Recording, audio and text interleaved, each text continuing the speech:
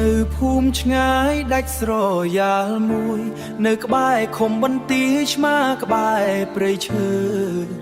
មានគ្រូពេទ្យម្នាក់រស់ម្នាក់ឯងព្យាបាលអ្នកភូមិទាំងថ្ងៃទាំងយប់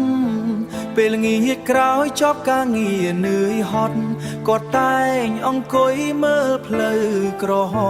មរហូតថ្ងៃមួយបានជួបនារីម្នាក់ដែលធ្វើឲ្យបេះដូងគាត់ប្រែប្រួលស្នាមញញឹមនាងស្រស់ដូចផ្កាសំឡេងនាងផ្អែមដូចខ្យល់រដូវភ្លៀងគាត់ក៏ហ៊ានសុំក្តីស្រឡាញ់ហើយនាងក៏ព្រមកាន់ដៃគោថ្ងៃដែលមាននាងក្បែរខ្លួនភូមិស្ងាត់ក៏ប្រែជាកក់ក្ដៅផ្លូវដីក្រហមធ្លាប់តែឯកោបែរជាពោពេញដោយសំណើនាងធ្លាប់អង្គុយចាំគាត់មុខបន្ទប់ពេ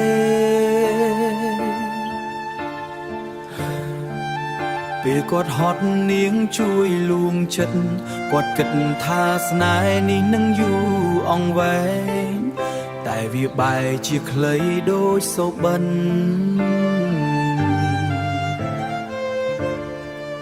ថ្ងៃមួយនាងបានដើរចេញទៅមិនប្រាប់ហេតុផលសូម្បីមួយម៉ាត់ទុកឲ្យគាត់ឈរមើលផ្លូវស្ងាត់ជាមួយទឹកភ្នែកហូរពេញចិត្តតែបើមិនបានជាគូក៏ដោយខ្ញុំនៅតែអរគុណអូនជានិច្ចអរគុណដែលបានចូលមកបំភ្លឺជីវិតបរោឯអ្នកនេះ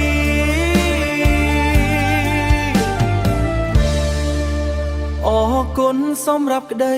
ស្រឡាញ់ទោះចុងក្រោយសតតែការចងចាំសម្រាប់ខ្ញុំអូននៅតែជាស្រមោលស្នេហ៍មិនអាចបំភ្លេច